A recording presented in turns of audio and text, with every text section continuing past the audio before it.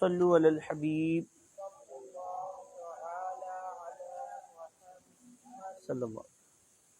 اس سے پہلے ہم نے سبق نمبر جو 12 میں تنوین کے 2 قاعدے یاد کیے تھے. کون کون سے؟ اظہار اور اخفاء. بقیہ 2 قاعدے ہمارے کون سے باقی ہیں؟ ادغام اور اقلاب. آئیے ان کے بارے میں بھی کچھ سنانے کی کوشش کرتے. ادغام، نون ساکن یا تنوین کے بعد کیا ہے؟ حروف یرملون میں سے کوئی حرف آ جائے تو ادغام ہوگا. را اور لام میں بغیر غنہ کے، باقی 4 میں غنہ کے ساتھ. حروف یرملون 6 ہیں. حروف یرملون یا، را، لام، میم، واو، نون. اب یہ ان کا پریکٹیکل غنہ یعنی کہ کن کن میں ہوگا اور کن کن میں نہیں، وہ بھی ذہن نشین کر لیجیے. من یقولو،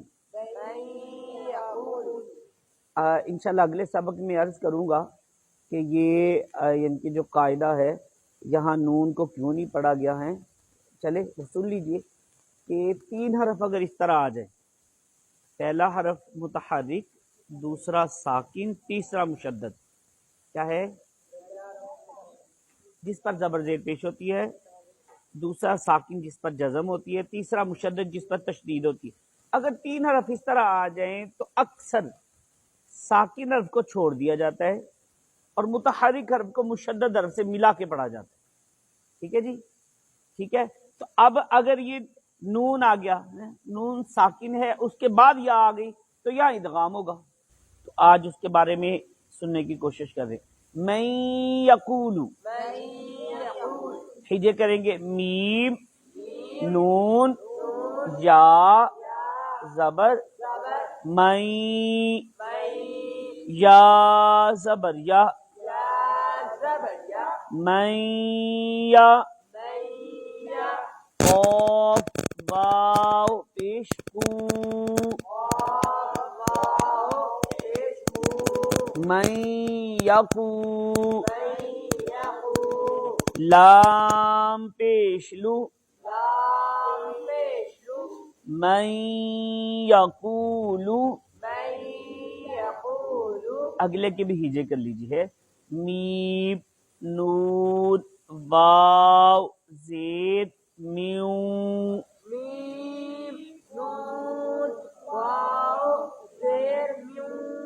واو زبر وا، میو وا، را زبر را،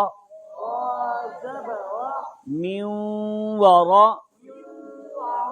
قاف لام زیر قل، میو ورقل، جیم، نون زبر جن، من ورقل جن، نون زبرنا، من ورقل جنہ، تا زیر تی، من ورقل جنتی، من ولی، من مشہد، من مثلہ، من نصیر، صاد، من نصیر، من نطفة من ربك من ربهم من لدنه یکن لہ، ان چاروں میں ہم نے غنہ نہیں کیا. من ربک، نون ساکن کے بعد کیا آ گیا؟ را آ گیا. را آ گیا نا تو را میں غنہ نہیں کرے گا. من ربک نہیں ہے، معاذ اللہ. من ربک، من ربہم یکن لہ. ٹھیک ہے جی. تو یہ کون سے حروف ہے؟ حروف یرملون. اگر جو ہے را اور لام میں آئے تو پھر غنہ نہیں کریں گے، بقیہ میں غنہ کریں گے. محمد رسول اللہ،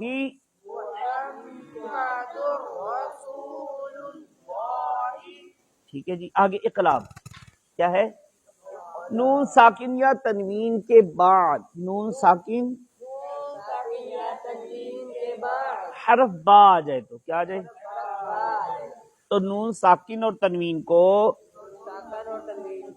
میم سے بدل کر اخفا کریں گے، یعنی غنہ کر کے پڑھیں گے. ٹھیک ہے جی. آئیے اس کی بھی پریکٹس کرتے ہیں. ہم نے پڑھا اقلاب کا مطلب ہوتا ہے بدلنا. تو جب نون ساکن کے بعد با آ جائے تو اس نون کو ہم نے میم ساکن سے بدل دینا. کیسے؟ میم بعدی.